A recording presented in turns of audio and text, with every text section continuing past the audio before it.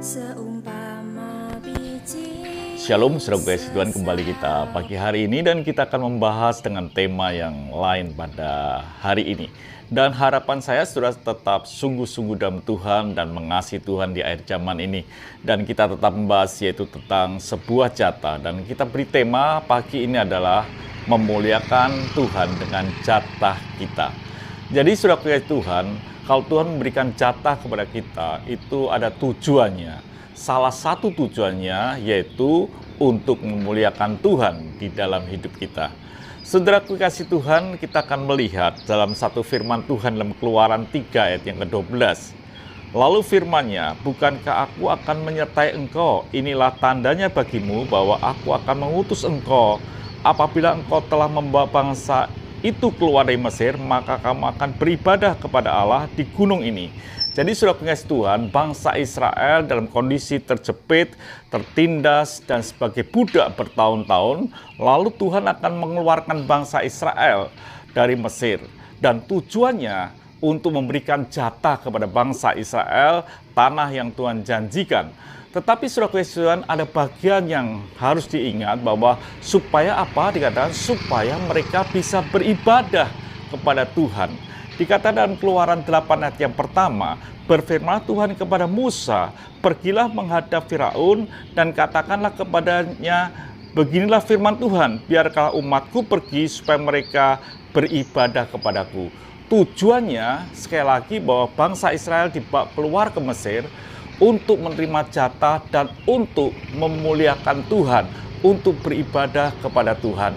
Jadi saudara pengasih Tuhan, dalam hidup ini kita mesti ngerti ada jatah yang Tuhan berikan dalam hidup kita. Tetapi bila jatah itu bukan untuk kita semua, tapi untuk memuliakan nama Tuhan.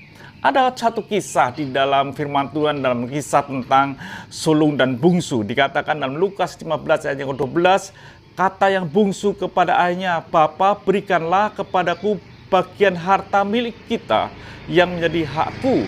Lalu ayahnya membagi-bagikan harta kekayaan itu di antara mereka. Jadi mereka pun menerima jatah yang ayahnya berikan kepada anak-anaknya. Tetapi saudara sekalian, sebetulnya ayahnya juga tidak mengatakan apa-apa. Ayah juga dia berkata, jangan nak, tapi dia hanya memberikan, membagikannya. Itu jatah dari mereka.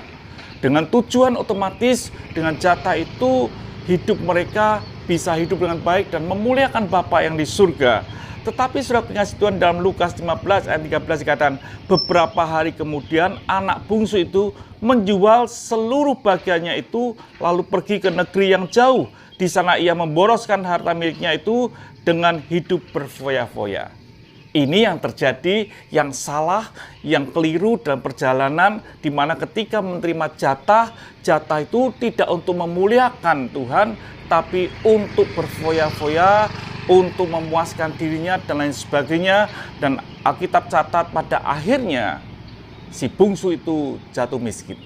Jadi saudara kasih Tuhan, kalau hari ini saudara menerima jatah yang Tuhan berikan, itu bukan untuk berfoya-foya, itu bukan untuk kepentingan diri kita sendiri semata-mata, tetapi ada bagian yang saudara mesti lakukan. Lewat jatah itu kita harus memuliakan Tuhan. Lewat jatah itu kita bisa beribadah kepada Tuhan.